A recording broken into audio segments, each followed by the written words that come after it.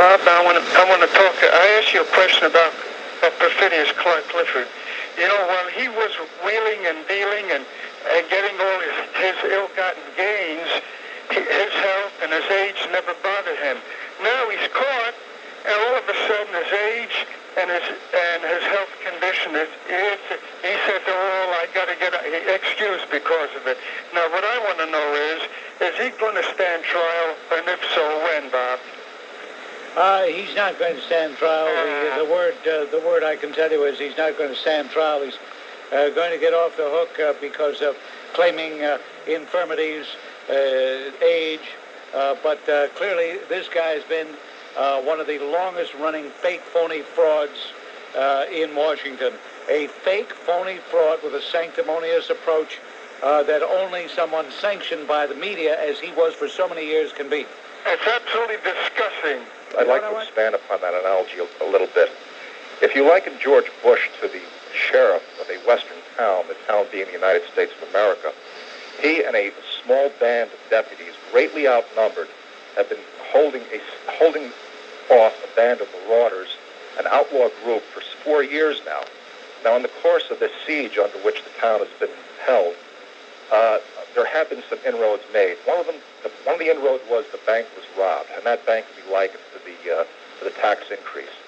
Now, the town, rather than being thankful for not having been totally raped and pillaged, are so piqued at the sheriff that he's coming for election.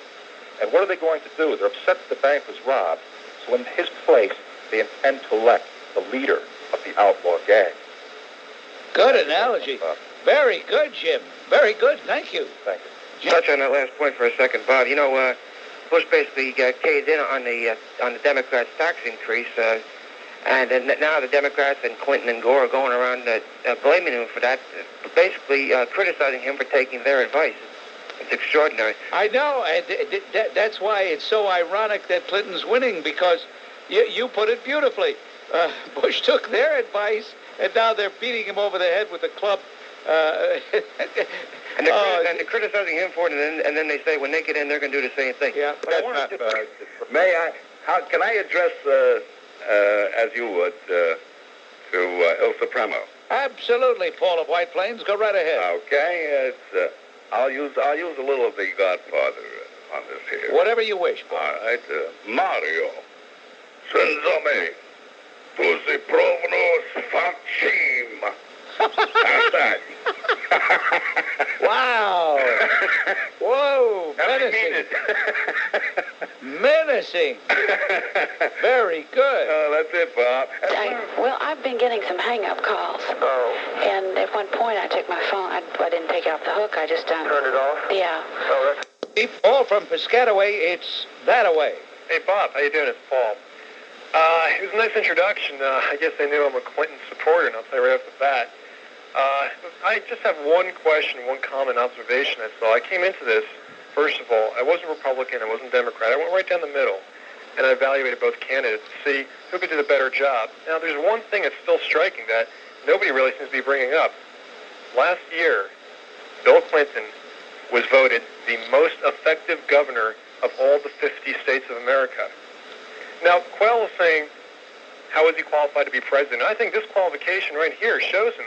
I mean, we're talking Republicans and Democrats voting that he's the most effective governor, and I'm pretty sure that he can make that plan effective for the entire United States. Listen, let me tell you something. That is a totally meaningless accolade. All right. If you went up to Flim Flam Florio, you're in Piscataway, that's New Jersey. Yes, if you went up to Flim Flam, or any of Flim Flam's supporters, and you said, do you think Slick Willie was more effective than Flim Flam? They would say, no, of course not. They had a vote for somebody. They take that vote every year. And I notice, by the way it goes, they try to rotate. Some years it's a Republican governor, then there's a Democrat governor.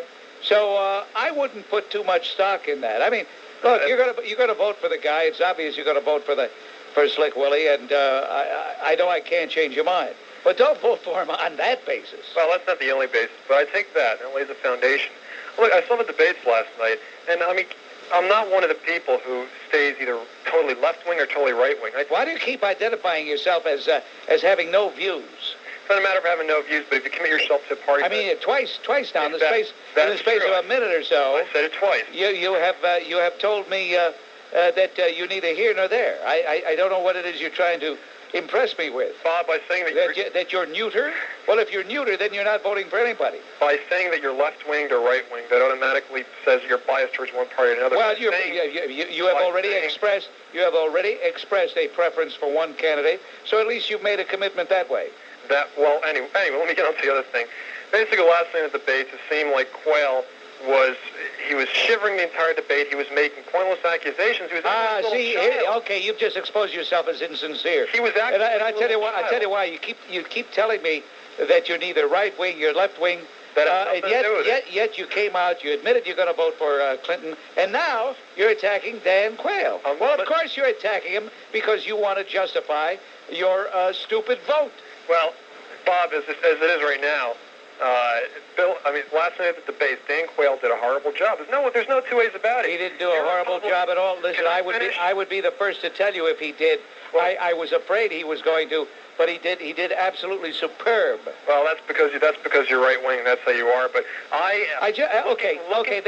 what the hell are you talking to me for heaven's sake? I just got through telling you that if I thought he did poorly, I would tell you. I thought the president did poorly last week. You jerk, get off my phone, you little weasel. You're fake. You're phony. You're fraud. I can't stand people like that. As a matter of fact, I despise people like that. Everybody can't trust Bill Clinton. Now, I voted for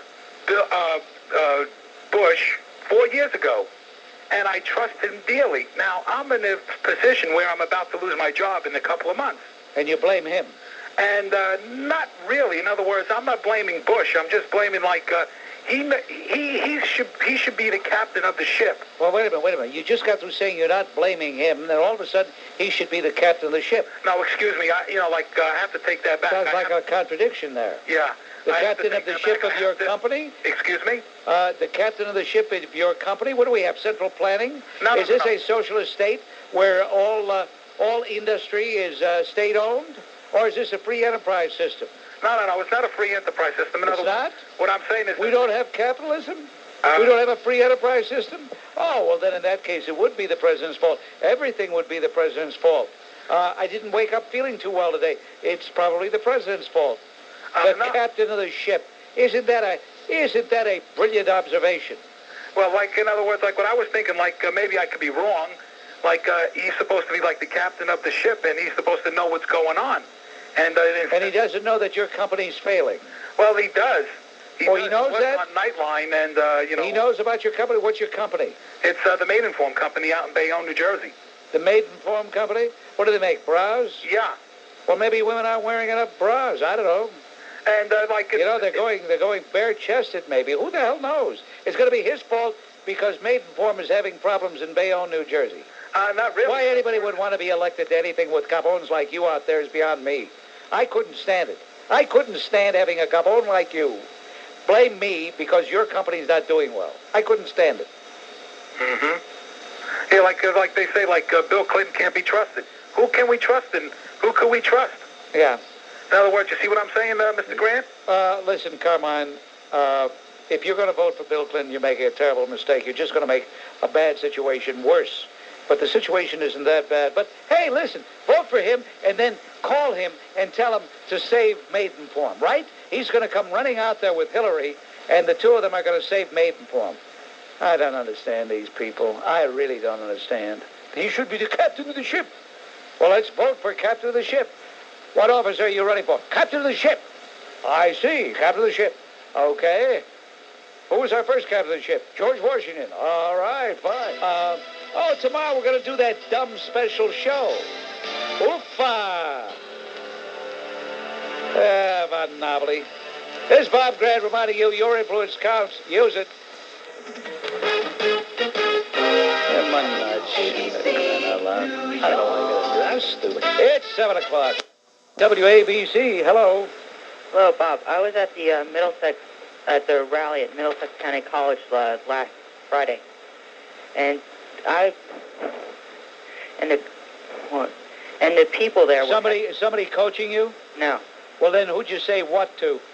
I didn't sit. Who'd you say that to? There's somebody there. Get off the phone, you freak. Andy, you're on WABC. Hello. Yeah, thank you, Bob, for taking the call. You know, I despise that. The guy was put up. He was afraid to give the punchline, but he was building up to something. Yeah, and somebody was there coaching him. The person coaching him should have had the guts to come on the line, the culions to come on the line, exactly. Instead of using this obvious castrated eunuch. More in English. In Italian, okay. but give us your definition of Sfaccimm. Well, Sfaccimm, more than one connotation. Stupid, untruthful. Untruthful, yes. Stupid. Sfaccimm also just a jerk, a bad guy, well, right? Let's say a jerk. Okay. A jerk. Now, for the edification of you gavons out there who thought it was a dirty word, no, it's not. Not a dirty word. Hello, Bob. This is my second call. My first call was when I was venting my anger and outrage when Slick Willie said that he thought that El Supremo was qualified to sit on a Supreme Court. At that time, if you remember, I had told you, I said the only victory that Comm ever had was he ran a successful rent strike, and that he could not make a pimple on a lawyer's head. Yeah. Why do you have to repeat what you said? Well, the reason I just wanted to I don't like reprising past calls. Okay. What do you want to say today, Frank? All right. What I want to say today is that now I am outraged at Al D'Amato for coming out and saying that he would be honored to vote for Cuomo if his name was set in nomination for the United States. Well, he didn't just come out and say it. He was asked various questions by an interviewer on how he felt about it, and finally he said that he would vote to confirm him. What's the big deal about that? What's the big deal about it? Because I don't think Cuomo is qualified to sit on a United States Supreme Court. And for a senator that voted for Bork for Supreme Court and then come back and vote for the slime that's sitting up in Albany, I think it's an outrage. I was going to vote for... now you're going to vote for Abrams? No, I won't vote for Abrams. Well, then who are you going to vote for? You mean to say because he said he would vote to confirm Il Supremo, you're not going to vote for him?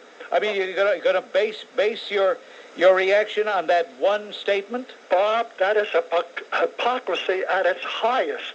How in heaven's name... So how are you going to vote on Tuesday, the 3rd? I'm going to vote for, on the conservative line, I'm going to vote for Bush. And I will not vote You won't vote for anybody for the United States Senate? No, I can't vote for... I can never vote for anybody. Okay, be a gavon. Hey, Frank, you want to be a gavon? Be a gavon. I'm not going to be a gavon. That's being a real two-bit gavon. No, because let me tell you something. Anybody that supposedly had nothing to do with Cuomo and then turns around and says... Hey, look, he was asked. Yeah, but if you have to vote... He said he would be honored to vote for him. All right, so he said he would be honored. I don't think it's an honor to vote for him. Okay, thank you, Frank. You have nothing else to say. You're irrelevant. You're not voting, so get off my phone. I'm voting, but I'm not voting for... Okay, all right, okay. A lot more votes. Yeah, okay, pal. Bye now.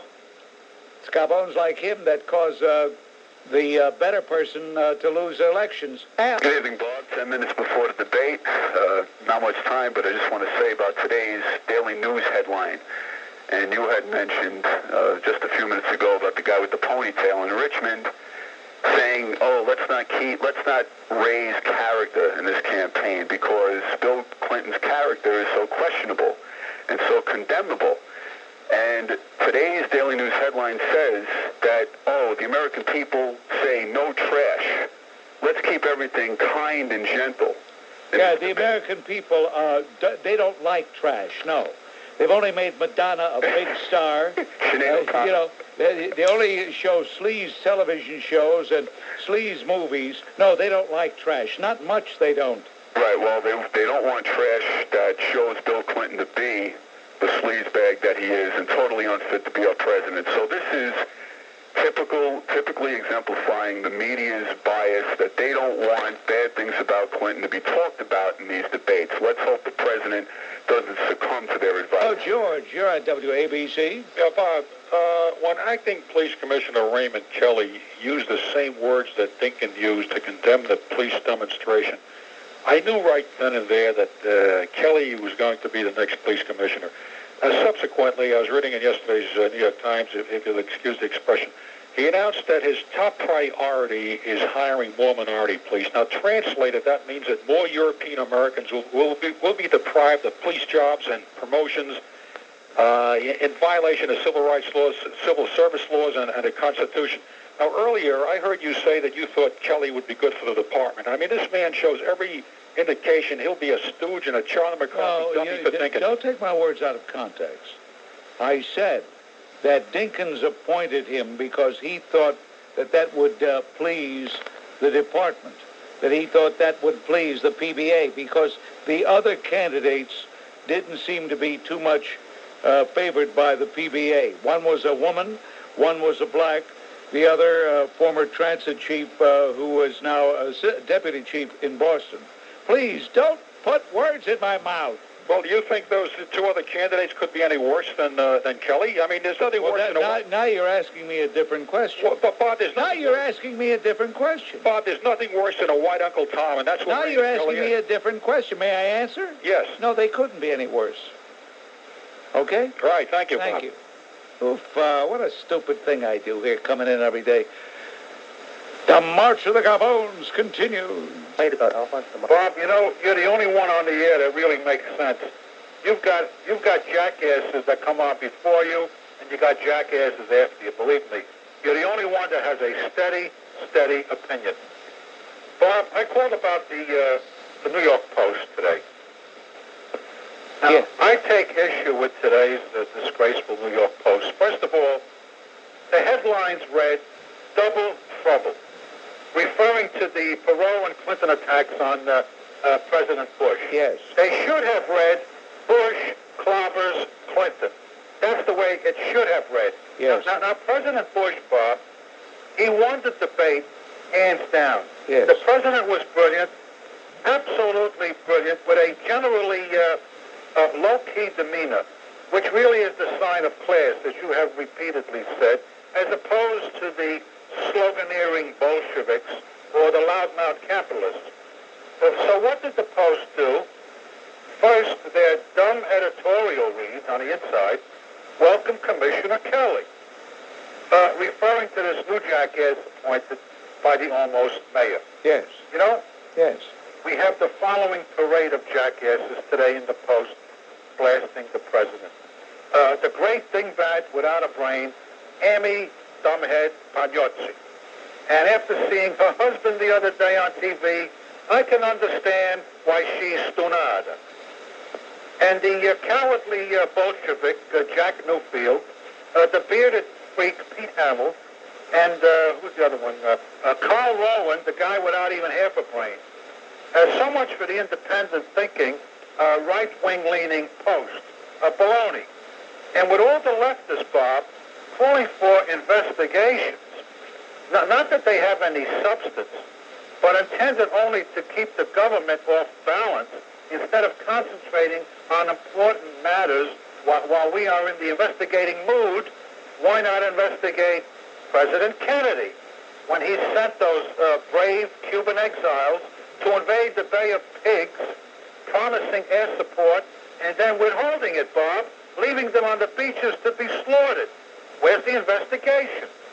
How about LBJ, who pressed the Vietnam War with no intention of winning? Where's the investigation? Or Roosevelt regarding Pearl Harbor? Or Truman prolonging the Korean War because he refused to listen to General Douglas MacArthur? Where's the investigation? You know, isn't it strange that only Republicans are eligible for investigations? And if I had no party affiliations at all, I would vote for President Bush just to spite this dumb leftist media. Tony, very well spoken. One of your best perorations. Thank you. Thank you, Bob. Anthony from Danbury. Hello. Hello, Bob. I just called to say I just can't believe there are still people out there that's supporting President Bush on these elections. I mean, what do these people need to see? Do they need to physically get hurt to understand the man is not right for the job?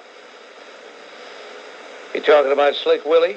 No, sir, I'm talking about President Bush, his second-term election. Well, you should be very happy, Anthony. By the way, where are you from? I'm from Turkey. You should know me. Oh, that's right. You called last week. And by the way, pal, when are you going back to Ankara? They need some of those poppy fields.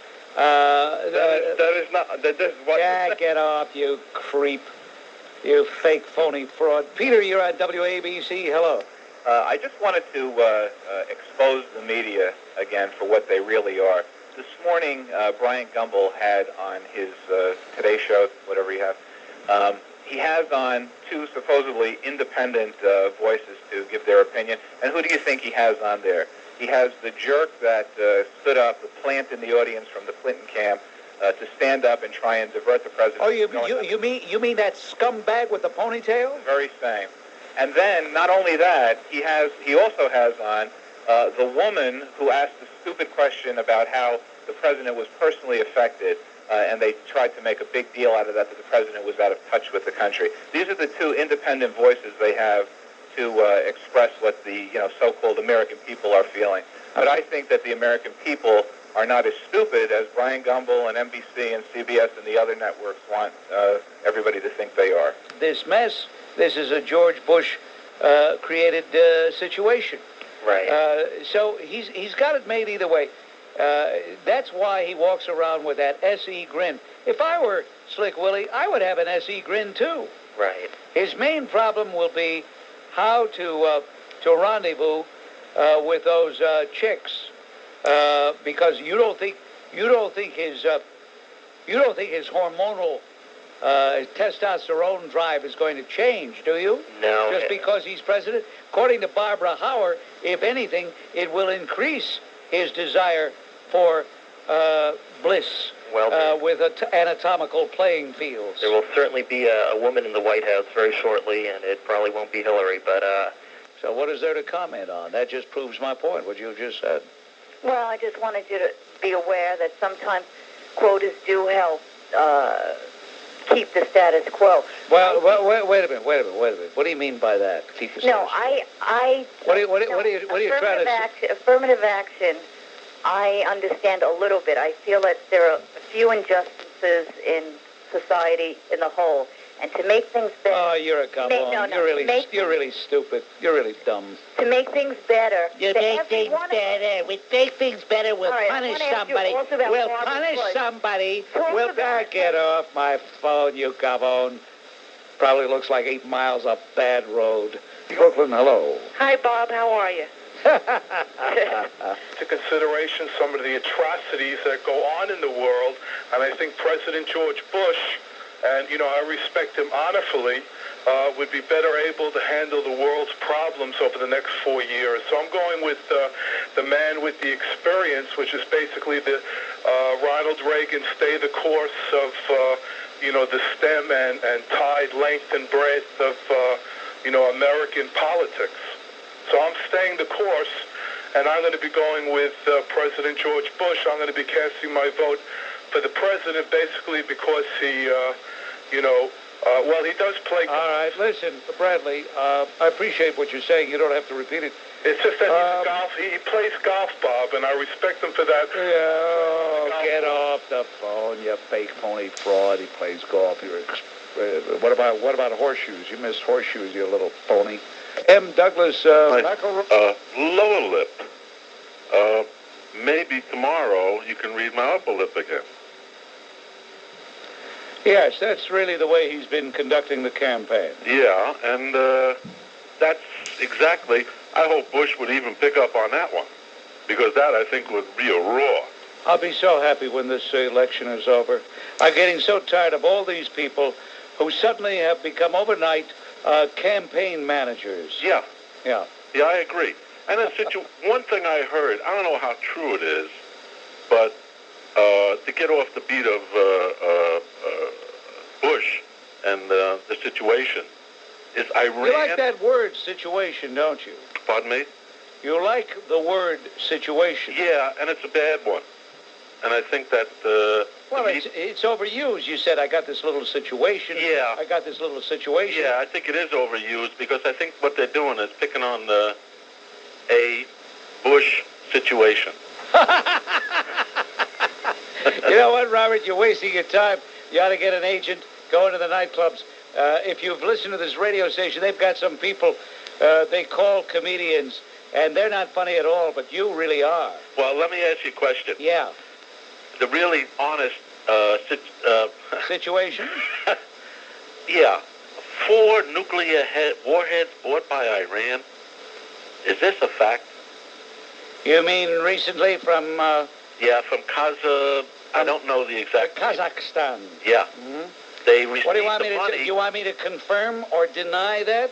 Well, I don't know. I just like to have a discussion. Is it true? All right. Apparently it's true. Did they purchase them? I heard that they only purchased them with money, but they didn't receive them yet. Well, the deal is apparently in the works. Oh, my God. But I'll tell you what, Robert, I'm going to meet with some CIA operatives tonight who've just come back from Kabul, and they'll probably tell me. We're going to be in booth number 3 at the Rio Diner, and I'm going to have the broiled combo. That's a good one. Yeah. A little fish of surf and turf? No surf and turf. No turf. Oh, okay. Okay, Robert? Clinton has that. Yeah. Yeah, he's got it in big round pieces that, harden when they walk on them. Anyway, Robert, it's going to be an interesting situation. For the last 2 weeks. All right, Robert. You have a good one, and I wish you all the luck in the world. I wish all you the luck in the world, and Robert. I am unemployed. And don't forget, November 3rd, you cast your ballot. WABC. It's you talk about Jimmy Carter. Here's Jimmy Carter's #1 fan, the one and only Biff. Thanks, Bob. You've actually made me pretty popular when I go into different places and they got the Bob Grant show on. I say to them, "You ever hear of Biff?" And they go, "Yeah." And I said, "That's me." And they go, "Oh, really?" So they charge me a little extra. Well, the thing that saves you, Biff, is you're one of the few liberals with a sense of humor. Most liberals don't have a sense of humor. Well, I tried. I got 2 quick points. One is in Ronald Reagan's book, he writes that 3 months into his presidency, William Casey gives him a report saying that the Soviet Union is on the brink of financial collapse, which makes it more difficult to believe that Ronald Reagan did all that much to really bring the Soviet Union under. So but wait a minute. If you go further in that book, not too much further, you'll see that he says that is why he knew that if we stepped up our defense spending, it would further cripple the Soviet Union. And Ronald Reagan did say that in a speech he had made in Washington, D.C., for which he was criticized. That was in March 23rd. Look it up. March 23rd, 1983, Biff. My second point is I think the reason people are voting for Clinton is because the borrowing and mismanagement of the S&Ls is just so great that you can't give the Republicans another chance. Well, I would I just really wanted people to know about it. I know it's not talking about the election. I don't know if anybody has Well, I'm glad. Hey, I'm glad to get a call that's a little different. I mean, it's like a battering ram battering me. What is today's date? I believe the 21st of October. Oh, I tell you, November 4th can't come soon enough. That's the day after. Clinton, the master of cunnilingus, I think that's taking it a bit far. But I really called to ask you, how many times do you think, or maybe some of your callers would know, you have a contest, how many times you use the word scum or scumbag in the last 2 or 3 days? I don't know. I didn't use it. I didn't use it yesterday. I wasn't on the air yesterday. Well, let me tell you something. I lost all respect for you. You turn out. Did you ever have any to begin with? Well, very little. But you're nothing but a cheap shill for the Republicans. That's it. You look terrible on TV. You're not spending your money on clothes. That's obvious. Come on, Bob. Give the world a break. I don't think my sartorial elegance or lack of it is really not the issue. Sean, hold on. Sean, hold on a minute. That is not the issue. I'm not the issue here. Well, what is the issue, Bob? The issue is whatever we happen to be talking about. Yeah, and right now, because we have an election coming up, most people want to talk about the election. If you notice at the beginning of the program, quite often I will address 2 or 3, maybe even 4 different issues. And yet by the time the program is concluded and we slam the lid on things for the day, we find that virtually almost 100% of the telephone calls are about the election. And as far as Slick Willie Clinton is concerned, when he refused to address the president as President Bush, I know he's running against him. I know he's running a tough campaign. I know he wants desperately to win the election. I don't fault him for wanting to win the election. Good heavens, nobody should be in a campaign unless they intend to try to win the election. But he purposely avoided calling him President Bush. He kept saying Mr. Bush, Mr. Bush. Even that little weasel Ross Perot didn't do that. And therefore, Sean, because he was such a lowlife, I feel that he isn't worth my treating in any other way. To quote you, what little respect I had for sleazebag Bill Clinton went down the drain. And you know what, Sean? If you get so upset over what I say, don't listen to the program. You know, sometimes I forbid people to call. You, Sean, you are hereby forbidden to listen. Get off my phone and stay off. New York, and Tony calling from, believe it or not, ladies and gentlemen, London. Is that correct, Tony? Yes, sir. Good evening. Be patronizing, Tony. When the chips are down, the British have always risen to the occasion. Mr. Grant, one final thing. First thing, I heard Robert Novak confront George. Is his name Stephanopoulos? George Stephanopoulos. Okay. Very limp-wristed. I knew you were going to say that. Double-gated acting. Could be. Now, somebody here at the station, I won't mention her name because I don't know how she'd feel about it. Says that she said he's double-gated. Now, I don't know how she knows that. I don't know it, but he certainly comes across that way, doesn't he? Well, he comes across this way to me, that he pinpointed the middle class, you probably heard it, between $20,000 and $50,000 a year annual income family. That means, and this is a spokesman for Governor Clinton, that anybody from 51 to 199 is totally vulnerable to any taxation that he cares to render. By the way, one of the biggest lies in the whole campaign was when Bill Clinton said it wouldn't affect anybody under $200,000. There's no way he's going to raise the $150 billion if he restricts his tax increase to only those people over $200,000.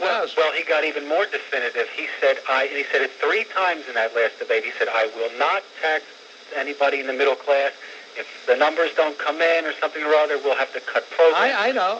Okay. He said that, yeah. So then in the same breath he says, but I will not say read my lips. So anyway, that's pretty self-explanatory. Well, hey, look, they don't call him Slick Willie for nothing. I mean, I know. He has earned that title. I believe it. Heaven forbid, should he become our president, you ain't seen, as Al Jolson used to say, you ain't seen nothing. Well, it ain't going to happen.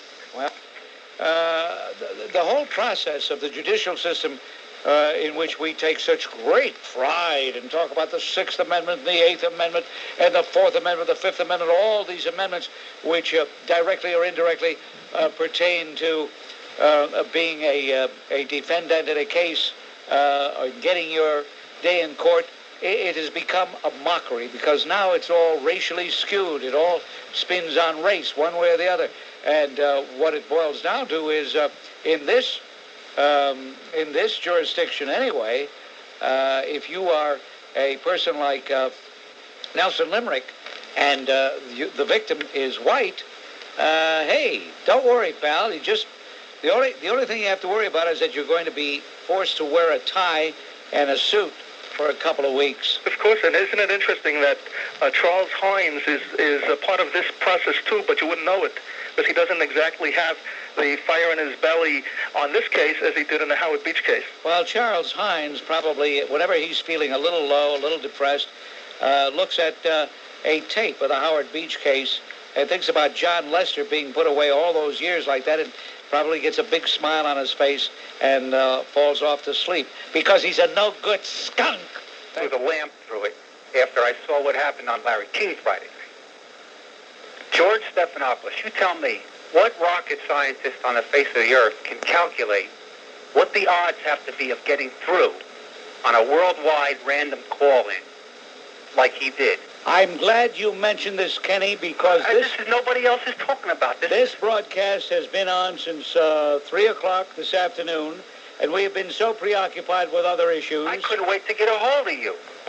Ladies and gentlemen, what Kenny of Union is calling about is an obvious Larry King fix. Larry King is not, I repeat, Larry King is not the open, unabashedly non-committed, neutral person he tries to pretend he is. And if you watch the body language, I taped it that night. Larry King, ladies and gentlemen, is one of the biggest fake, phony frauds in the United States of America.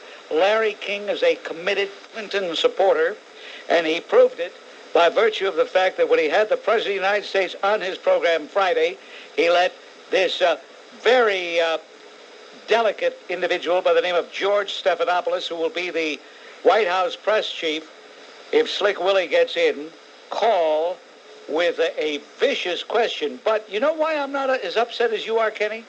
Because the president handled it beautifully. I know, but boy, what a pinch he was in with that. Now, the president, I tell you, sweating with I leaned at the edge of my chair because I thought, but the president handled it beautifully. Yeah, absolutely beautifully. I guess, but really, I would just like to choke that twerp. I called down there to Little Rock, and all I could do was get a hold of George Stephanopoulos' secretary, somebody named Chris. And what her reply was, her? Yeah, I think it was a her. He has a female secretary? I think so. And she said, well, you know what? It served him right. And she hung up on me. She hung up on you? Yeah. And the headquarters, the Bush Quail headquarters, gave me a phone number at CNN to lodge a complaint, and they told me that they... Well, what good is that going to do? You you lodge a complaint. It doesn't do any good. I was steamed. I know. Listen, I'm not... If I had your number, I'd have been calling, calling Kenny, I'm not criticizing you for calling. I'm saying, what good will it do for, for them to give you that kind of advice? But let me say this. Trying to look for threads wherever I can find them.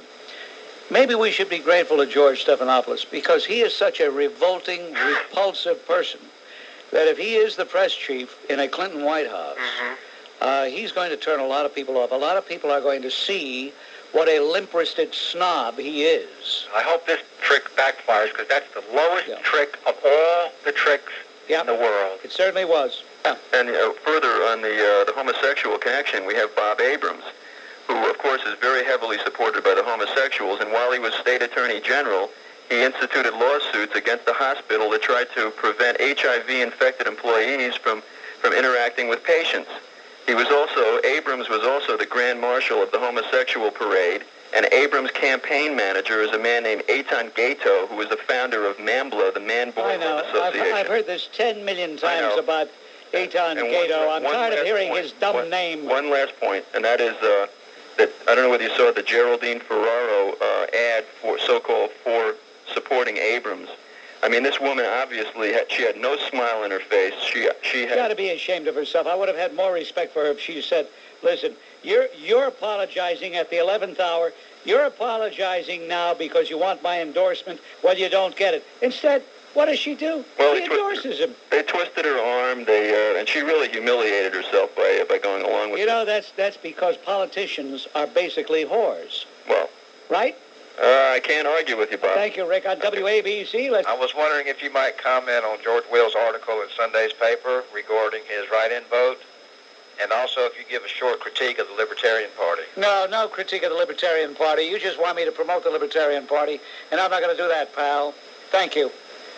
The guy was a fake, a phony, and a fraud trying to promote the Libertarian Party. And he used a Trojan horse, ladies and gentlemen. I'm familiar with this type of technique. He said, I'll call and ask him about the George Will column. And, oh, by the way, would you give a critique of the Libertarian Party? I'm sick of that jerk with the beard, Andre Moreau. I'm almost as tired of looking at him as I am of H. Ross. Hello? All right, hello again. I want to just say one thing, that you keep calling politicians whores. I think you're really bringing them up a little bit. They are pimps, because a whore performs a service. Okay, all right, okay, thank you. On WABC, I've heard that so many times I don't want to hear it again. Besides, he pronounced the word wrong. It's not whores, it's whores. And you're persona non grata, you creep. That was Eli of Westchester. The guy never gives up. That scum. Sorry. Larry King was the one that hit on the actress. Oh, yeah, well, Larry King is a horny guy, which doesn't make him a bad person, but take a good look at him. If he put a bag over his face, maybe he might make out.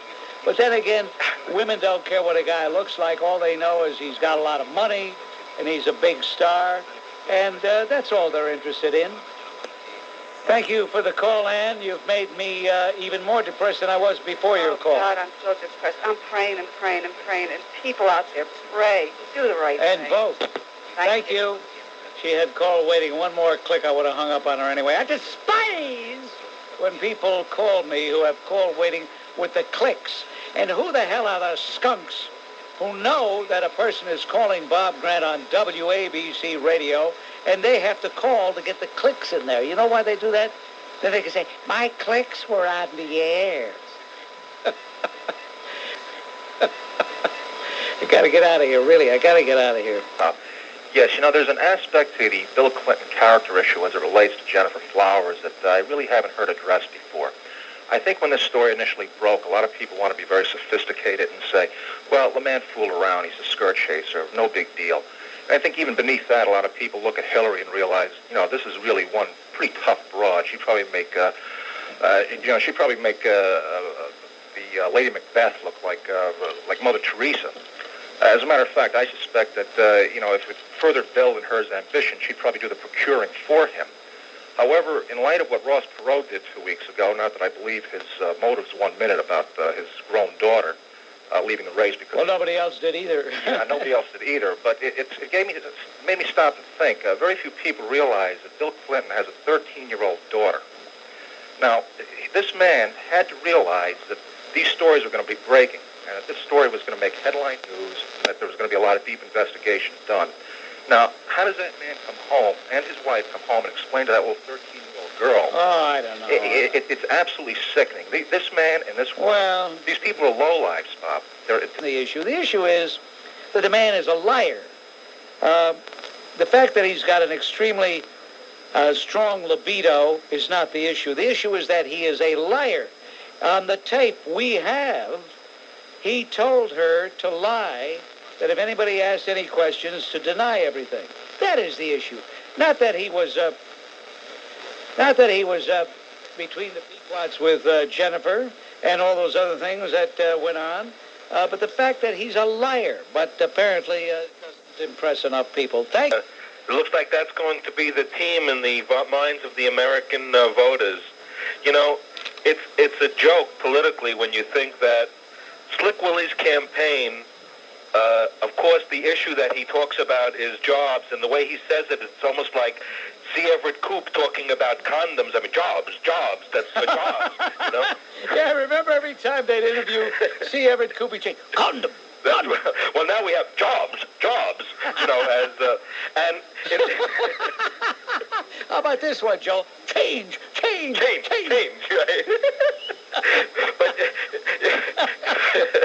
We might as well laugh. What the heck? Exactly. For the American politicos to say, well, the great state of Arkansas had jobs, and the president had no responsibility for that. But in New York and New Jersey, where we lost jobs, that's all the president's fault. So we have George Bush, the president, president of New Jersey and New York, and we have someone else as the president of Arkansas, it's a joke. And now we're going to have, under Slick Willie, Kevlar Man, we're going to have two senators in perpetuity who have the same vote and the same voice as the senators from New York, the senators from California, for a population of 390,000, of which 72% are single-parent families, and they're going to have staffs and budgets in the area of every other senator, and those votes are going to go for the next 30 years to Jesse Hymietown Jackson. And, you know, it's a joke, Bob, and like you have always said, maybe this is what the American public deserves. If they're so stupid politically that they're going to elect a man who believes in all of these things and throwing more money at social problems to correct them, I mean, why don't we spend another $1 billion towards education? And Johnny still can't read, and it has nothing to do with the books or the quality of the teachers. It has to do with the bureaucracy. You know, Joel, trying to be as philosophical about this as possible, maybe it's just as well it turns out the way I'm afraid it's going to turn out, even though I'm going to cast my vote. You know how row B. Yep. But you know, I just got to thinking, we've had Il Supremo, that arrogant swine in Albany, for years blaming Washington, D.C. And yet, who has been in charge of New York State since 1974? The Democrats. 8 years of Hugh Carey, followed by another 8 years of Il Supremo, right? Bob, Il Supremo was elected in 1982. So he's been governor for 10 years. Prior to that, it was Hugh Carey. How do these scums, how do they fool the people? They've got people thinking, oh, yeah, that's right. Il Supremo's right. And the same thing at City Hall. You've got Dapper Dave, the guy in lieu of a mayor, because we couldn't get a real mayor, so we had to have this joke. He's blaming Washington. Who are they going to blame after they get Slick Willie in the White House? And it's always the same thing, Bob. The captain of the ship only gets blamed for anything when he's a Republican. When he's a Democrat, it wasn't me. Mario, Sandame, Duze Proveno Sfaccimm. Thank you, Bob. All right, and the chorus came back. The four guys came in. Okay, you Stunides, go ahead. Mario, Azendame, Duze Proveno Sfaccimm. All right, I think you did it better than those four guys. Thank you, Bob. Of course, those four guys are not exactly playing with a full deck. I mean, yeah, you know, people ask me, what about those four guys? Well, these are guys on unemployment compensation, welfare, what have you, and they hang around all day waiting for me to call them in to deliver a message to Mario. Ladies and gentlemen, hang around, drink coffee, go out and have lunch, and laugh because they're getting per diems. I'm sick and tired of these bureaucrats siphoning off our tax dollars. At any rate, let me tell you about what's going on in Baghdad, Iraq. They're licking their chops, ladies and gentlemen. They're licking their chops. They are looking forward to a Slick Willie Clinton victory. It's interesting that they waited until now to come out with this. But they say President Bush is heading for the dustbin of history. That's what the Iraqi government-owned newspaper said today. They believe that they can convince the naive saxophone-playing jerk that post-Gulf War Iraq has changed and that UN economic sanctions should be lifted. As you know, the president who magnificently engineered the international military coalition that forced Iraq out of Kuwait in the Persian Gulf War has said the sanctions would remain until Saddam Hussein is removed from power. But the official Al Jumhuriyah newspaper said in a commentary, Bush is on his way to the dustbin of history, cursed by Iraqi children. He is falling in all senses as a president of a state, as a representative of a party, as a person in charge of a gang, as an agent for the Mossad. the Israeli intelligence service. He is collapsing completely, and his Israeli friends can't save him. But they look forward to Slick Willie Clinton in the White House. Now, I don't know if you've voted yet or not, but maybe if you haven't and you were just wondering, maybe you're one of these people who just couldn't get motivated one way or the other. Well, that ought to motivate you to vote for President Bush. If the Iraqis want Clinton, then that should give you pause, huh? Why do they want Clinton? Because they know that he's an inexperienced, naive jerk who is in reality controlled by the left wing of the left-wing party, and that's what the Democrat Party is. It's the left-wing party in this country. Make no mistake about it. And I'm just sick and tired. I'll tell you one thing. That I look forward to. I look forward to an end to these polls, day in, day out, day in, day out. And they're still polling. They don't give people a chance to vote. No sooner does some man or woman come out of the voting booth, and there they are with the microphone, shoving the microphones down their throat. Who'd you vote for and why? Leave the people alone on this day. Let them vote, for heaven's sake. Last night, that paranoid idiot, Ross Perot, had this big show there to demonstrate that he's a candidate for the next Holiday Inn dance party. It looked like Victor Uzzolino there on the dance floor. First he danced with his wife, and then with one of his daughters, then with his wife again, and then another daughter. And that seemed to be the high point of his evening. He spent millions and millions of dollars on television time, and that big so-called rally that he had in Dallas, it was pathetic. It was ludicrous. What they ought to do is put that on Saturday Night Live. It'll be the funniest Saturday Night Live show they've had. Pathetic, really pathetic. That has not changed. We do need a foreign policy president, but we're not going to get it in Slick Willie. Matter of fact, quite frankly, I tell you, I'm nauseated. I have this wave of nausea over the thought of having to look at Slick Willie and Hillary and that gang for the next 4 years. Someone said to me just a little before airtime, well, try to look at the bright side. You'll have another target. I don't want targets. I got enough targets. How you doing, Bob? Anybody asks me how I'm doing, I'm going to hang up on them. I'm sick and tired of this stupid how you doing. Sorry about that. Okay, and do you think Mr. Bush has a shot today? No.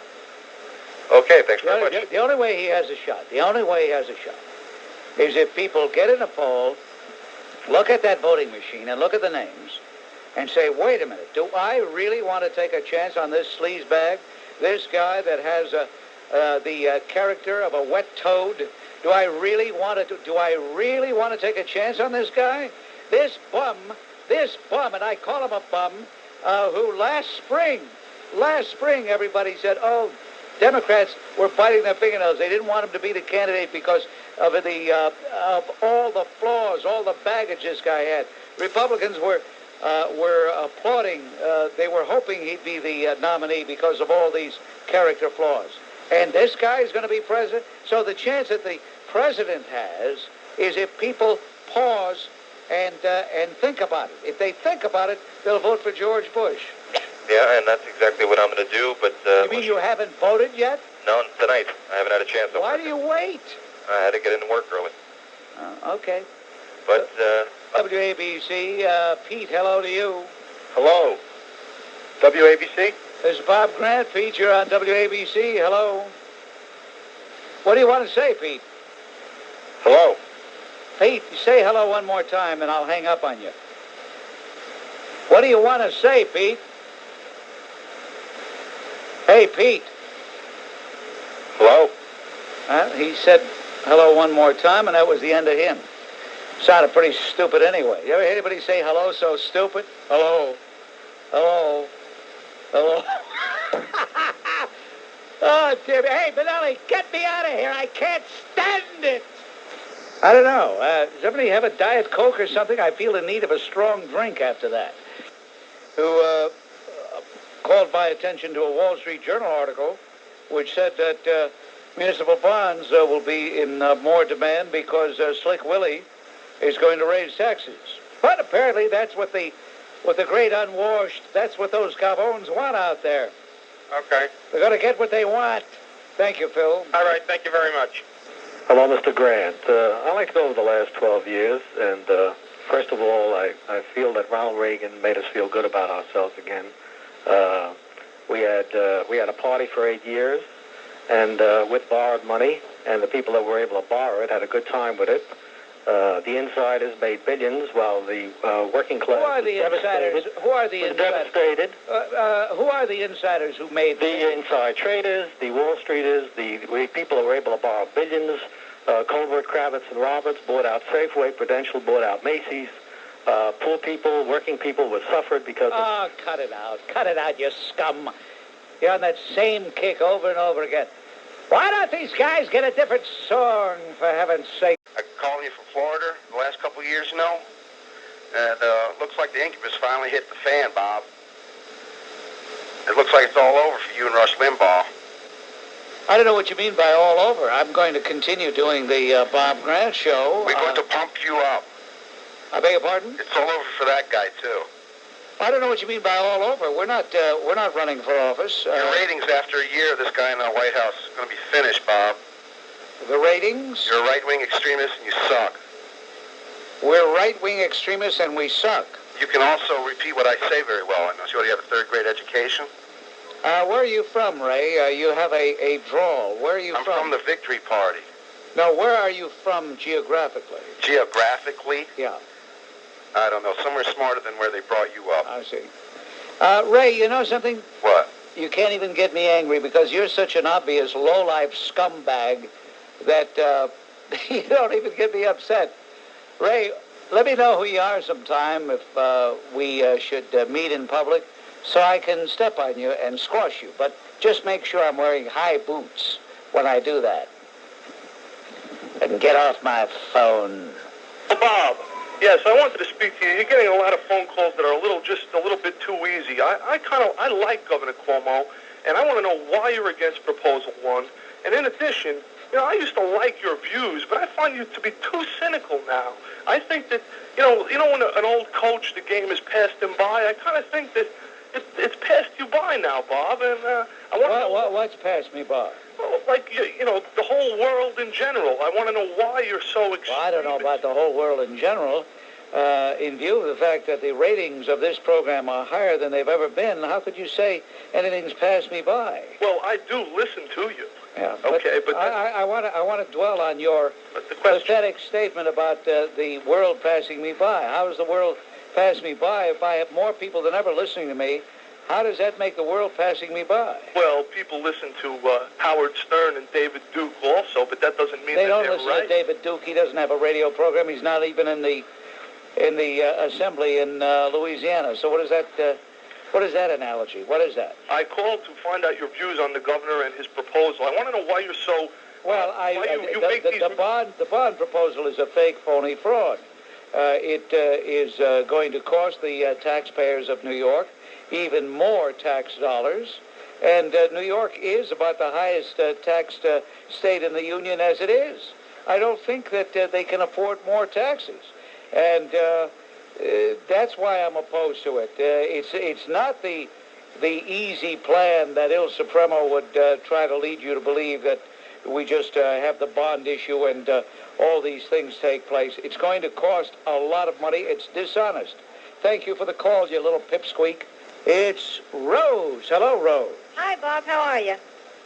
I'm going to overlook that, Rose. Oh, what's on your mind? I mean, what's the real reason you called? About broadcasters, there is a bitch, and that's the only name I can think of when trying to describe her, by the name of, get a load of this stupid name, Tabitha, Tabitha Soren, who is allegedly an interviewer, but she's not really an interviewer. She is so obviously pro-Clinton Gore. And why should we be surprised? She's on MTV. And MTV has done something which I think is very distressing and alarming to me. What they've done is they've launched a Get Out the Young Vote crusade. But it isn't just telling people that it is their duty to get out and vote. It was absolutely politicizing these youngsters. And what they were doing was really saying, go out, register, and vote. And then they wanted people to vote for Clinton Gore. The president was on with this Tabitha Soren, and she was absolutely vicious. Absolutely vicious. Moyers. No, had he lived, George Bush would be winning, had he lived. Yeah. He's the guy that's missed. Not Jim Baker, who has turned out to be a dud. Lee Atwater and Bill Moyers is one of these individuals who gets by on an unearned reputation.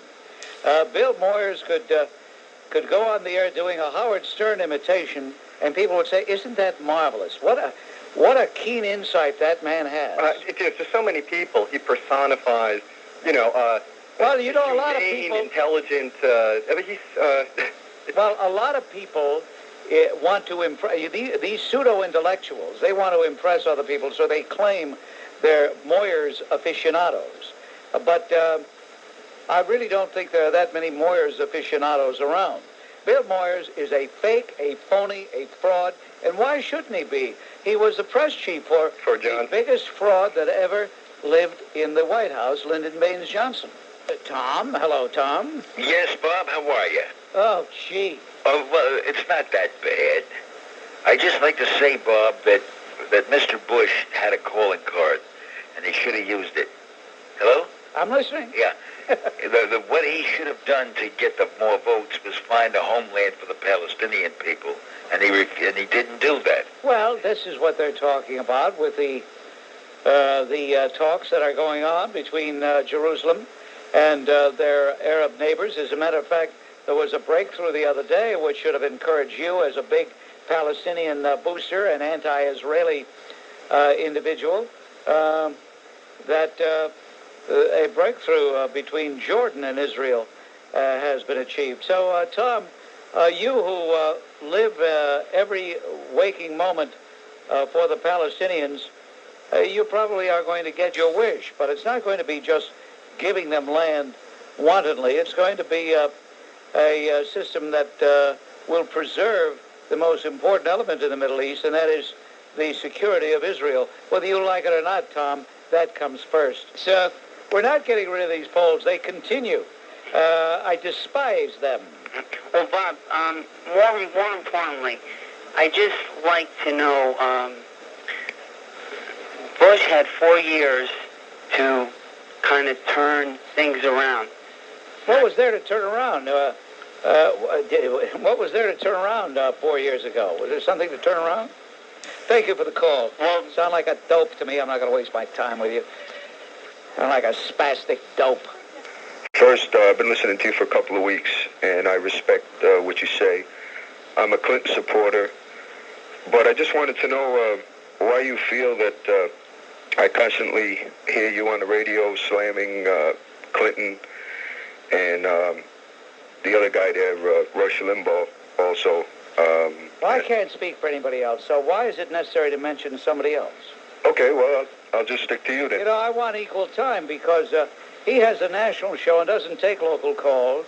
So he doesn't get calls, people saying, hey, you and Bob Grant, hey, you and Bob Grant. But I get calls, and people mention him. Now, he has his own opinions, his own ideas. He expresses them very colorfully and very uniquely. So he certainly doesn't need me to be a spokesman for him. Okay. Now, as far as your question directed at me, we've been in a campaign, a long, drawn-out, arduous campaign. Right. And if you're as astute as you would like to think you are, you will notice that when I take the telephone calls, it is the caller who initiates the topic. Just as you, Paul, when you called, you initiated the topic, didn't you? That's correct. So if the subject keeps coming up, then I am giving my opinions in response, usually to questions or comments. Okay, I understand that. But my question was, why do you feel that President Bush has been such a pure and good-hearted and such a good president when I think that a lot of people realize that he's Are you asking me a question or making a statement? I'm asking your opinion on why you feel the way you feel. Well, where we can pick any one of 10, 15, or 20. We have really just two candidates. I've never taken Ross Perot seriously. Right. I think the man really belongs in a psychiatric ward. So forget about him.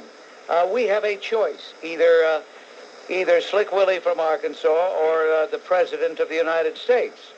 I have chosen the President of the United States because between the two of them, I prefer him unquestioningly, undoubtedly. He is the superior between the two. It's that simple. You don't think President Bush is, this thing with Iraq-gate and all of this stuff, obviously he's had his lying moments. And What thing? What thing with Iraq-gate, as you call it? Well, Are you trying to tell me that you were for him until this thing with Iraq-gate, as you call it, came up? No, and I what was never for him. What thing, Paul? What thing? This, they were prosecuting Caspar Weinberger, and they said that Bush knew about the sales of arms to Iraq. You know what, Paul? You know, Paul, you're very crude. I feel demeaned talking to you. You know that? I really do. I feel demeaned. Why? Because you sound like a real crude individual. You know that? Take it easy, Bob. Come on. Take it easy, Bob. Hey, take it easy. Hey. Come how on, do you guys talk? Isn't that a lot of work to talk that way? Hey, take it easy, Bob. Don't blow a gasket. Take it easy. I won't blow a gasket. Let me tell you this. Caspar Weinberger, they say, took notes. And in his own private notes, he wrote down certain things. What are they subpoenaing those notes for now? Why did they come out now, Paul? Don't you think it's a very dirty, vicious thing to come out with this now? Well, all the things about Clinton. No, don't you think? Wait a minute. Okay. This is something that even Bill Sapphire says they should have waited if they wanted to come out with this. Thank you for the call. Go vote for Clinton. Do whatever you want, you scumbag. Are you there, Erwin? Yes, I am. I just want to know if you're going to join George Bush in wishing this new government well. I'm not as gracious as George Bush. I don't feel that generous. I wish the country well, but I hope he gets everything he deserves. Well, if he gets everything he deserves, then are we going to all go down the ship with him? Is that what you want? Erwin, I just told you what I hope. I hope that the country does well, but I hope he gets everything he deserves. Now, apparently you think he deserves bad things because you look upon that as a negative statement. No. Well, then why do you react that way? I just want to see if you're sufficiently magnanimous. Oh, cut it out. I'm not magnanimous. I think the guy won on a fluke. How does that grab you? Well, because it doesn't fit your agenda. Isn't that it? My agenda? What is my agenda? Your agenda is to simply wipe out anybody who's a Democrat candidate, no matter what their virtues are or aren't. You know something, Erwin? You're right. Thank you. When a guy's right, why argue with him? Less respect for a person behind the microphone or behind the camera if he was assuming a posture he didn't really feel. If I were to tell you that I had good feelings about Bill Clinton, I haven't. Then I would be a fake, a phony, and a fraud. I don't like the guy. Look, for months and months and months, I've been saying he was a sleaze. What would that make me if on Wednesday, November 4th, suddenly I no longer think he's a sleaze? I mean, what changed? Nothing changed, except I would be phony. I still think he's a sleaze. Maybe after some time in office, maybe I will be forced to amend that statement. But I think he got away with murder. Look, he lied 7 times when he talked about his draft status. I'm not criticizing him because he beat the draft. I'm pointing out that he lied 7 different times in the course of the last several months. Why did he keep changing the story? Why, when this first came out back in the spring, didn't he come clean the first time? How did he get away with what he did to Charlotte Perry in Little Rock, Arkansas, in order to push his gumar, Gennifer Flowers, into that job? See, you know what you're hearing from me? The resentment, not so much against Bill Clinton, but the fact that the media gave him a free ride. And that's really why I'm talking the way I'm talking. I know what you're saying, but all I'm saying is I hope he does a good job. That now that he's our president, he's everybody's president. I understand what you're saying, and right. He might be tested by Saddam Hussein. Right. Because Saddam Hussein, the word is that he loves him. Thank you for the call. Right. I love when I'm trying to say something and some gavon wants to finish my sentence for me. To vote for us yesterday. By the way, what is your real name? You're using Laszlo as a fake name, but your real name? Laszlo is my name, but everyone doesn't think that is my name. So if you want to go through that again, but that is my name. Okay, thank you, Laszlo. On WABC. Well, what I'd like to know, Bob, and I really was hoping I'd get on today, the day after the election, is that you really lost, Bob. And what I'd like to know is, are you going to continue to feather your nest being a professional Republican, or are you going to be an American and support this new president? I don't feather my nest being first of all, I'm not a professional Republican. I'm not a professional politician. I support the Republican philosophy, and except in rare cases, I do proudly support Republican candidates.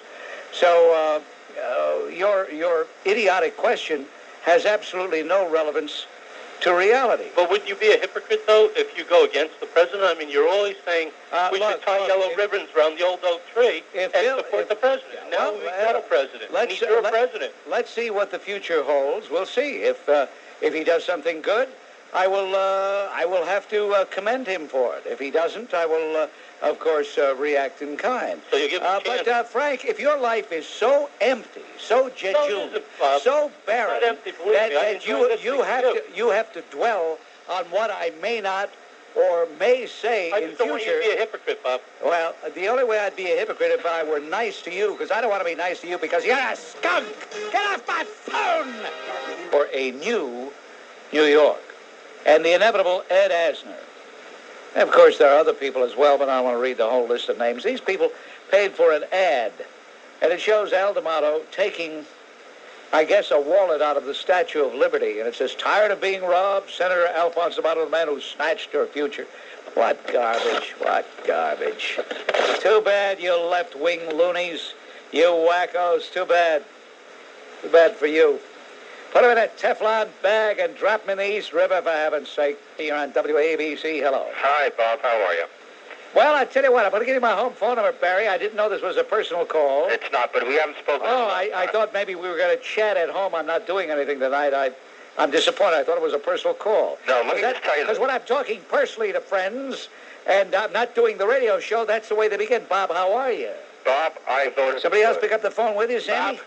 Sammy, Bob, did somebody else pick up the phone with you? No. Oh. Bob, how you doing? Hang on, Sammy. We're going to the newsbreaker line on WABC. I love these how are yous, how you doing, how are you, how you doing, how do you feel. I love it. I love it. I got to get out of here. That's all there's to it, really. This is torture. Absolute torture. And then you get a guy saying, "Laszlo, that was my brother," with a fake, phony accent. Even Bela Lugosi's was more real than that.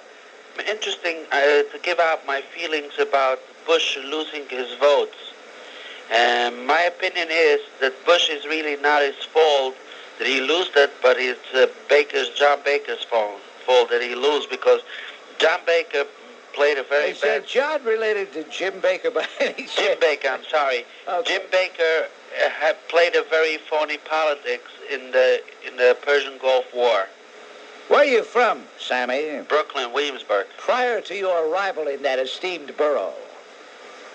prior to your arrival there. Sammy, where are you from? Come on. Williamsburg, Brooklyn. No, prior to your arrival in Williamsburg, Brooklyn. Oh, I'm Israeli. I see. Thank you very much. He had a problem saying where he was from. He knew I was asking Today. And that whiner, Ron Brown, was on. Yes. They asked him a question about health care. Instead of addressing what Governor Clinton would do, right away, well, you know, George Bush vetoed the mandatory family leave bill. They asked him about the inner cities, how Clinton would work with those. Well, you know, George Bush vetoed the enterprise zone bill. In other words, does he know that they won? He can't help himself. He's a no-good, rotten skunk. He is the most low-down skunk on the political, in the political firmament. I despise him. I loathe him. And unfortunately, he's going to be around for a long time. He'll probably get a very prominent role in a sleaze Clinton administration. Well, I think I have a very good job that he could fill. When they build the chicken coop on Air Force One, so Bill doesn't feel lonesome and away from home so much, he could take care of the chickens. Well, he looks like a good chicken plucker. Yeah, I'd like to see him plucked himself. Thank you. All right. Has not been totally honest about the draft and this issue or that issue. The fact is that, and it is a fact, George Bush has not been totally candid about his, the lies he's told about the Iran-Contra affair. Do you even know the Friday before the election? Are we going to go through the campaign again? Well, I mean, you're bringing up... I mean, the campaign is over. Clinton won. So what are you going into all this for? Because you're bringing up some alleged lies. I'm not bringing up anything. You're bringing it up by virtue of attacking me because you don't feel that I'm being gracious like Dan Quayle and George Bush. Guess what? I don't have to be gracious. I'm not a politician. Listen, the only misgiving I have about last night is that sleazebag Arl Inspector did not go down to defeat. He deserved to lose, and that's why. Hey, limp-wristed jerk! Why did he deserve to lose? Because he's a no-good slime bucket. Why is he? What makes him a slime bucket? Because of the way he treated, the way he persecuted Anita Hill. All he did was trip up Anita Hill, expose her for the fake, phony fraud she was. Nonsense. A lie. Oh, listen, I'll tell you what. You hit me with your purse, and I'll hit you with mine. Get off my... Oh, you had a laugh at that. He laughed at that. He had a laugh. What a fake. You know what? I have to make... I'm laughing at myself. Oh, you know, I'm on the verge of making a bet with somebody for a considerable amount of change that I can't go through an entire 4-hour Bob Grant program without telling anybody off, without losing my temper. And I'm beginning to think I better not make that bet because I think I'd lose it. I've studied the Perot people, and you know something? They're just not playing with a full deck. They all have that wild look in their eyes. I saw a woman being interviewed in a three-woman, not a debate exactly, but a discussion on the election, and she was the Perot woman, and she's not playing with a full deck. Absolutely not. They're just not playing with a full deck. Why should they be? He's not. Ross Perot himself, I'm convinced, if he were to undergo psychiatric examination, honest psychiatric examination, would be found to be bordering on the... no, I'm not being facetious. Definitely neurotic and possibly psychotic, riddled with megalomania. He definitely is paranoid. And above all, the most the most psychiatric trait he has is he's a skunk. Thank you, John. Thank you, Bob. That one word that I can't stand is change. Change, change, change. That's what we heard from Clinton and Robo-Gore. Which, Bob, I can't take 4 years of Al Gore. I just can't. Because he's so mechanical, so robotic. He really annoys me, Bob. And, well, listen, let me tell you about Al Gore. I agree with you. I can't stand him either. I think he is one of the most loathsome people on the political landscape. Thank God that we have remotes on our television set. I have avoided him. You would get a big kick out of sitting in my living room, Rich, while I'm watching TV, because I haven't seen him speak yet. As soon as he comes on, beep, I'm at another channel. You know what, Bob? I'll watch American movie classics rather than watch him. Oh, Bob, by the way, hey, Al Gore, that's Sfaccimm, too. I tell you, Bob, that's how I feel. I don't blame you.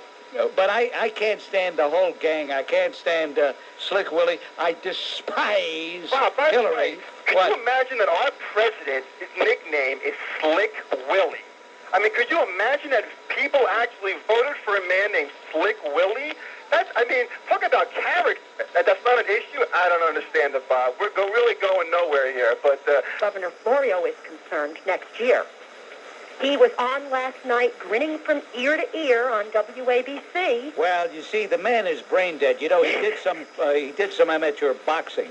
Yeah. And that's why he looks like his face was reconstructed by Lionel Atwill in a Frankenstein movie. I mean, the man is really grotesque. But he's grotesque not because of the physical deformity. He's grotesque because this is symptomatic of his brain dead.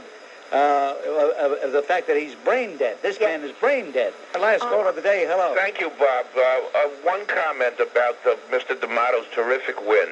Yes. I believe that because his brother is under indictment and slated to go to trial in a few months, there may be people who are willing to break the code of omerta, which has thus far protected Senator D'Amato from the various outrageous charges which have been leveled against him.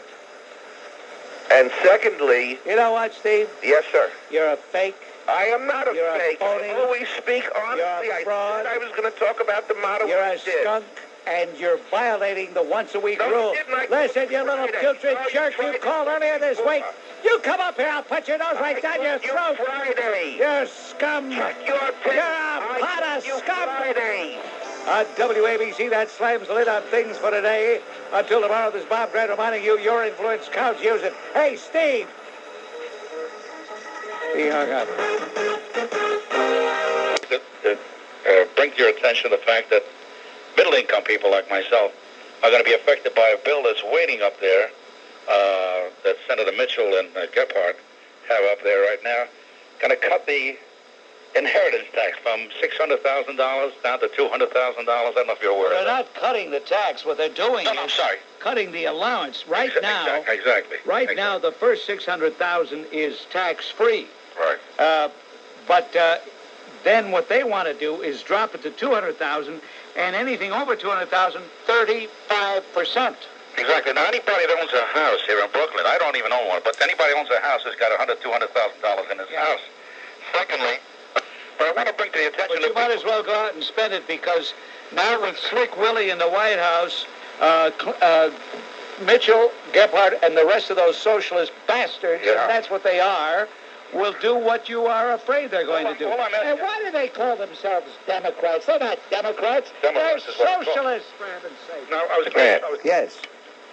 Why can't you Republicans accept your defeat in stride like everybody else? Why do you keep browbeating the man and crying in your beer?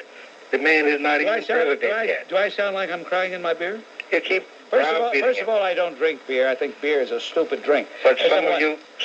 Oh, get off the line, for heaven's sake. This studio is kind of messed up. Maybe I shouldn't have hung up on him so soon. I should have had him come down here and neaten the place up a little bit.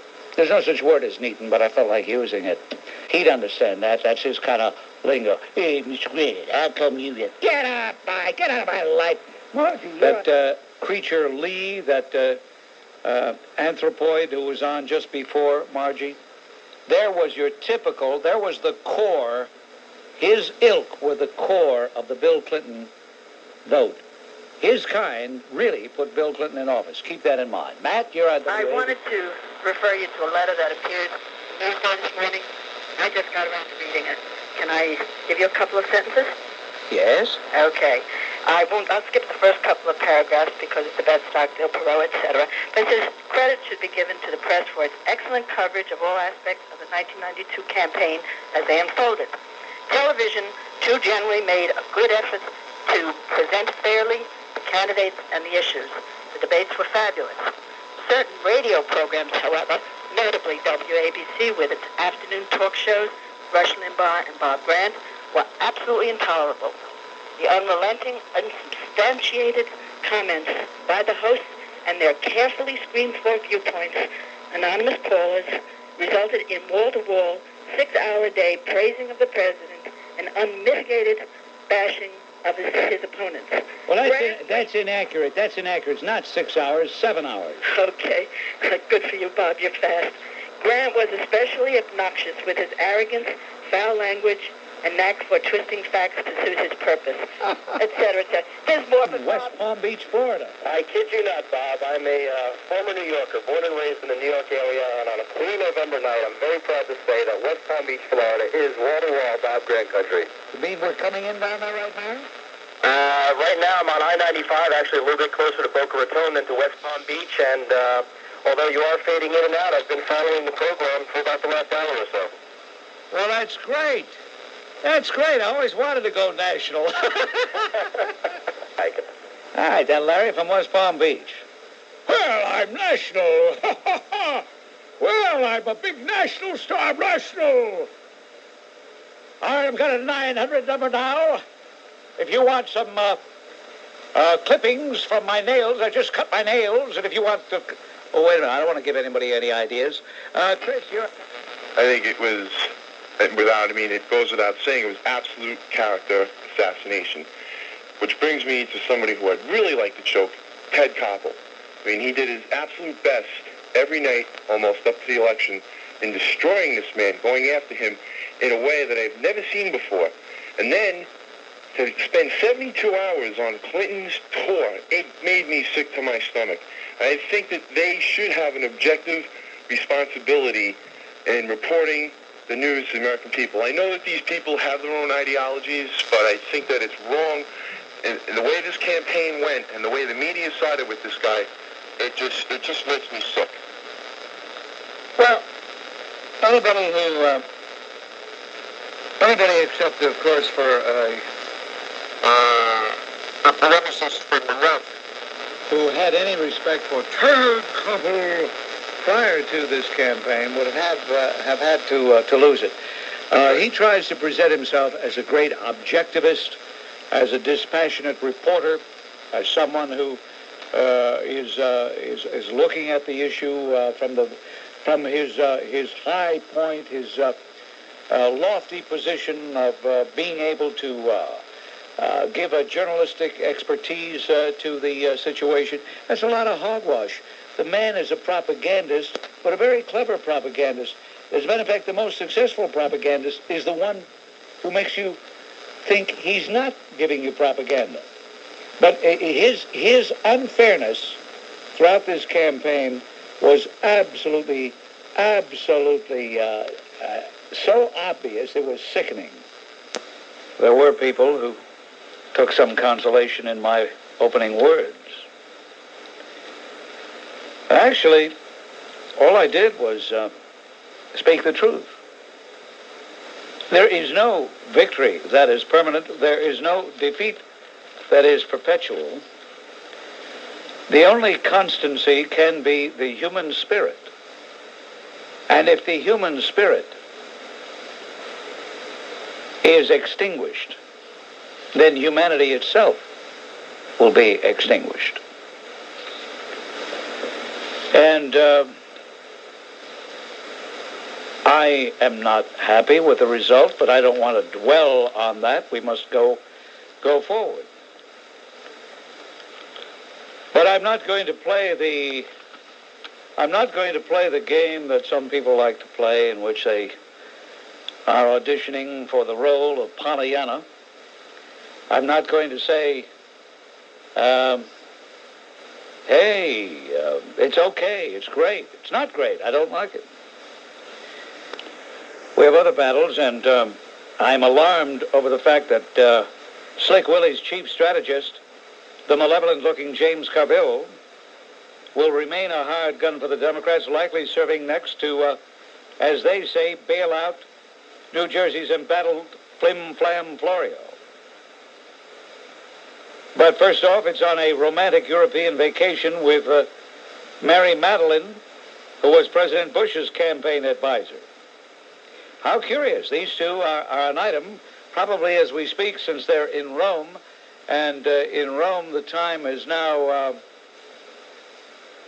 8:10 or 8:13.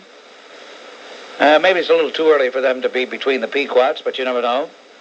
At the Excelsior Hotel in Rome, and making up for all those nights they couldn't rendezvous because she was working on the president's campaign and he was working on Slick Willie's campaign. She is an attractive woman, apparently with very poor eyesight. He is a hideous, odious, ugly jerk, a vicious, malevolent scum, and I don't wish him well. But it's interesting that he's going to manage Flim Flam's campaign or advise him, and I'm glad because it's high time he get a loss. You know, he won with that sanctimonious oath, that pompous throwback to 1830, Harris Wofford, and with a name like Harris Wofford, you would have to be a throwback to 1830.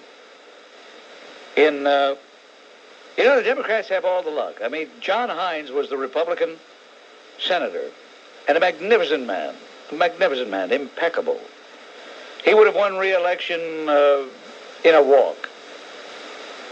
And yet, in April of 1990, of this year, or last year rather, he had 1991, a freak accident. And his helicopter was hit by a plane, and John Hynes was killed. And so they had a special election, and stumbling, bumbling Dick Thornburg came back to Pennsylvania to run. He had a 40-point lead, 40 points, count them, 1, 2, 3, 4, 5, count them. And yet Harris Wofford won. But Harris Wofford didn't win, Dick Thornburg lost. And most campaigns are not won, most campaigns are lost, as was this campaign. This campaign was lost. Stood up there in Jersey and said something about this, for free speech or anything. Okay. Anything else? No, that's it, Bob. I thought you didn't hear about this. I just wanted to say what's going on in our schools. Sorry to disappoint you, but I've known all about it. We talked about it, and I pointed out that once again the minority racists, once again the politically correct Nazis have won a victory. Thank you. On WABC, let's say hello to Randy. Randy, you're on WABC. How you doing, Bob? First, I want to say how you doing? I'm doing terrific. Oh, that's great. Right. I'm glad. Okay. I got to tell you first. I'm sick and tired of that. Come on, what's on your mind? First, I want to tell you Bob. I have a friend of mine at work here who has a theory that 10% of the United States population is insane. And just wanted to say that I think that theory is borne out in the turnout for Mr. Perot. Well, I think it's a little low. It's more than 10%. Anybody who voted for Ross Perot, after he clearly demonstrated that he was an absolute megalomaniac, that he was a fake, a phony, a fraud, a liar, a prevaricator, when he was exposed, if they needed it, when he made up that story, trying to say that the real reason he dropped out of the presidential contest was not the reason he gave on July 16th, but that he wanted to save his daughter's wedding and save her the embarrassment. Anybody who believed that has got to be absolutely out of their minds and ought to be put up against a wall and shot, removed, get out of their misery, and let the country go on without them. I agree.